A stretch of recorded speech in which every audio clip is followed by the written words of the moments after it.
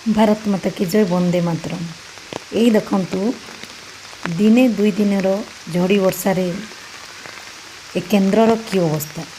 ଏଇଟା ହେଲା ସୁନ୍ଦରଗଡ଼ ଜିଲ୍ଲା ସଦର ବ୍ଲକ କିଞ୍ଜିରମା ସେକ୍ଟରର ଘଣ୍ଟିବୁଡ଼ ଅଙ୍ଗନବାଡ଼ି ସେଣ୍ଟର, ତା ସହ ସ୍କୁଲ ମଧ୍ୟ।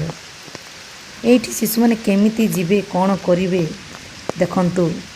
ସ୍କୁଲ ଶିକ୍ଷକ ଶିକ୍ଷୟିତ୍ରୀ ଏବଂ ଅଙ୍ଗନବାଡ଼ି କର୍ମୀଙ୍କର ବି କି ଅବସ୍ଥା। ସେ କେଉଁ ପ୍ରକାର ଛୁଆମାନଙ୍କୁ କିଭଳି ଭାବରେ ନେବେ ଆଣିବେ।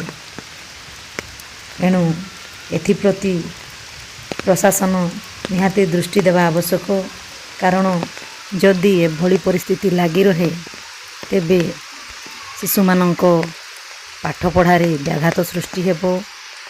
ପୁଣି ଅଙ୍ଗନବାଡ଼ିରେ ଥିବା ଶିଶୁମାନଙ୍କର ମଧ୍ୟ ଯିବା ଆସିବା ତଥା ପରିପୂରକ ଖାଦ୍ୟ ଖାଇବା ଏସବୁରେ ବ୍ୟାଘାତ ହେବା ସହିତ ଆପଣମାନେ ଚିନ୍ତା କରନ୍ତୁ, ମାଆ ମାନେ ମଧ୍ୟ କେମିତି ଆସିବେ ଅଙ୍ଗନବାଡ଼ି କେନ୍ଦ୍ରକୁ। ଯାହା ହେଲେ ବି ପ୍ରତ୍ୟେକ ସମୟରେ ମାଆ ମାନଙ୍କୁ ମଧ୍ୟ ଆସିବାକୁ ପଡ଼ୁଛି। ଆଉ ଶିଶୁମାନେ ତ ସକାଳ ହେବା କ୍ଷଣି ଆସିବେ, ସେଇଟା ପ୍ରି ସ୍କୁଲ ଶିଶୁ ହେଉ କିମ୍ବା ବିଦ୍ୟାଳୟର ଶିଶୁ ହେଉ। ଶିକ୍ଷକ ଶିକ୍ଷୟିତ୍ରୀ, ଅଙ୍ଗନବାଡ଼ି କର୍ମୀ, ସହାୟିକା ଏମାନେ ତ ଯେମିତି ବି ଆସିବେ, କାରଣ ଏଇଟା ତାଙ୍କର ଡ୍ୟୁଟି। କିନ୍ତୁ ଚିନ୍ତା କରନ୍ତୁ ଶିଶୁମାନେ କେମିତି ଆସିବେ।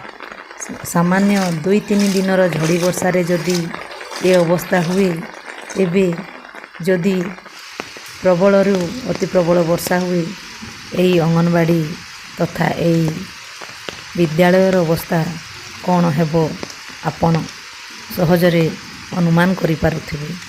ଧନ୍ୟବାଦ।